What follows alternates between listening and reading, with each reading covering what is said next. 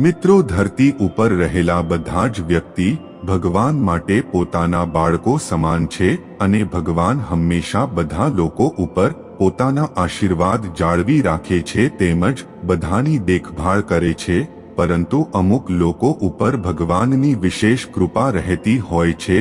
કહેવામાં આવે છે કે ભગવાન બધા ઉપર પોતાની દૃષ્ટિ જાળવી રાખે છે. જો કોઈ વ્યક્તિ સારા કર્મ કરે છે અને કોઈ સ્વાર્થ વગર બીજાની મદદ કરે છે અથવા સાચા મનથી ભગવાનની આરાધના કરે છે તો ભગવાન તેની ઉપર પ્રસન્ન રહે છે. આવા લોકોને ભગવાનના વિશેષ આશીર્વાદ મળે છે અને તેની કૃપાદ્રષ્ટિ પણ જળવાઈ રહે છે.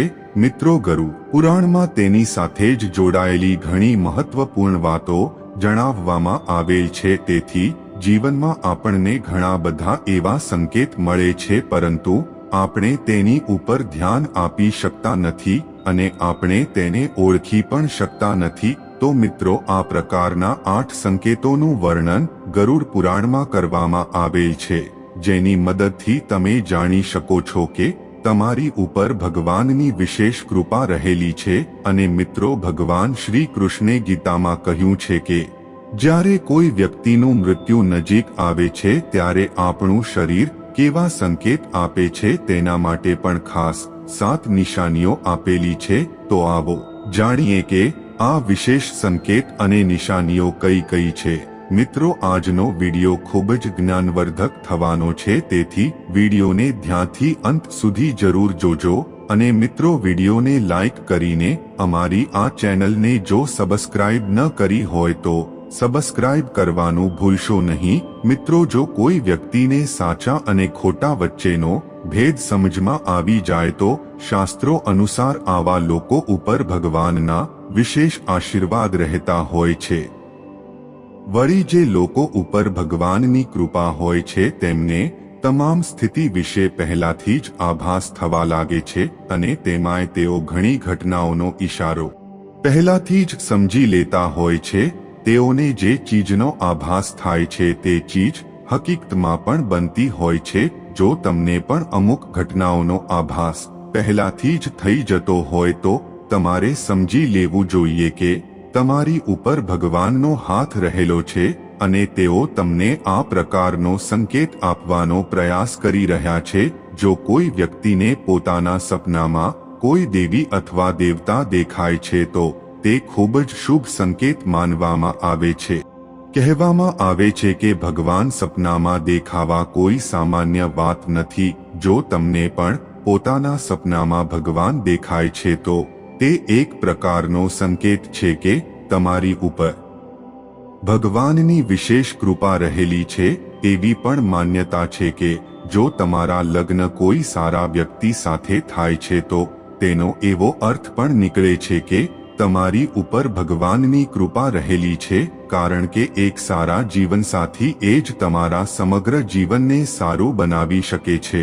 વળી બીજી તરફ જો તમારા જીવનસાથી સારા ન હોય તો તમારું જીવન નર્ક સમાન બની જાય છે.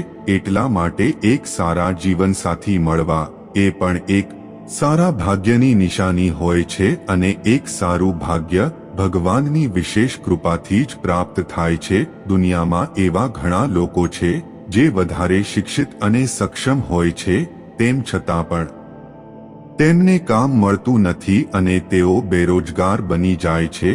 એટલા માટે જો તમે પોતે ગ્રહણ કરેલી શિક્ષાના આધાર ઉપર પૈસા કમાવવા અને પોતાનો પરિવાર ચલાવવામાં સક્ષમ છો તો તેને ભગવાનની કૃપા માનવી જોઈએ. જે મનુષ્ય પોતાના ગુસ્સા ઉપર કાબૂ રાખવામાં સક્ષમ હોય છે અને જે પોતાના મનને શાંત રાખીને મુશ્કેલમાં મુશ્કેલ પરિસ્થિતિનો પણ સામનો કરી શકે છે, એવા વ્યક્તિ ઉપર ભગવાનની કૃપાદ્રષ્ટિ હોય છે.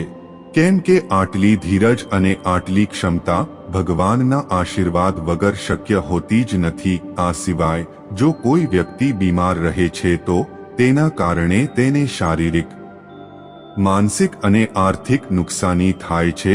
એટલા માટે સારું સ્વાસ્થ્ય હોવું પણ ભાગ્યની વાત છે.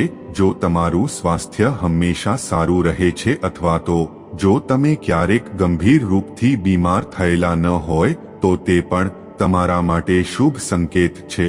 અને તેનો મતલબ છે કે ભગવાનના આશીર્વાદ તમારી ઉપર રહેલા છે. આજના સમયમાં ઘણા બધા લોકો પોતાના સંતાનને લઈને પરેશાન રહેતા હોય છે અને જો તમને સીધા અને આજ્ઞાકારી બાળકો મળેલા છે તો તે પણ ભગવાનની વિશેષ કૃપા માનવામાં આવે છે. તો મિત્રો, આ હતા ગરુડ પુરાણમાં જણાવેલા સંકેતો. જો આમાંના કોઈ પણ સંકેત તમારા જીવનમાં જોવા મળ્યા હોય તો અમને કોમેન્ટમાં જરૂરથી જણાવજો. આ સિવાય મિત્રો, આપણે મૃત્યુની નિશાનીઓની વાત કરીએ તો શ્રી કૃષ્ણએ ગીતામાં કહ્યું છે કે જેને પણ જન્મ લીધો છે એનું મૃત્યુ તો નિશ્ચિત જ છે અને એ વાતથી કોઈ ફરક પડતો નથી કે એનો જન્મ ક્યાં થયો છે અને એનો રંગ કેવો છે અથવા એને કેવા સારા અથવા ખરાબ કર્મ કર્યા છે.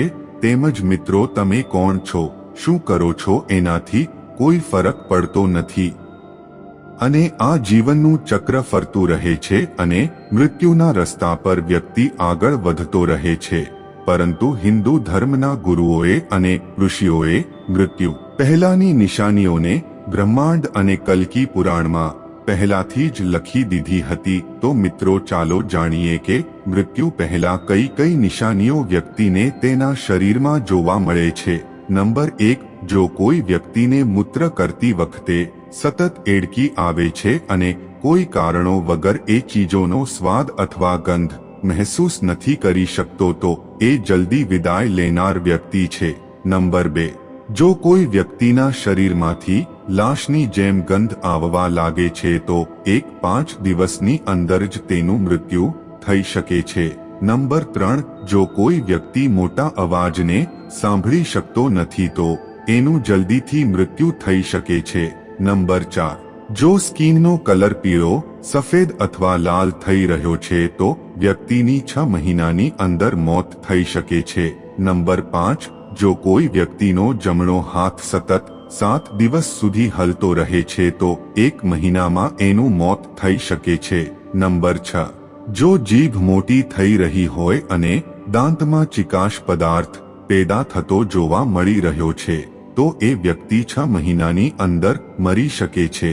નંબર 7, જો કોઈ કારણ વગર જ આંખમાંથી અચાનક આંસુ નીકળવા લાગે અને માથામાંથી વરાળ જેવું નીકળતું હોય તેમ લાગે તો તેવી વ્યક્તિનું પણ અચાનક જ મૃત્યુ નીપજી શકે છે.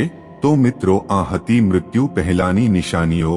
જો મિત્રો વિડિયો પસંદ આવ્યો હોય તો વિડિયોને લાઈક કરીને વધુમાં વધુ શેર કરજો અને અમારી આ ચેનલને સબસ્ક્રાઇબ કરવાનું ભૂલતા નહીં. તેમજ કોમેન્ટમાં તમારો વિચાર લખીને ઓમ નમઃ શિવાય અને જય શ્રી કૃષ્ણ જરૂરથી લખજો. હર હર મહાદેવ.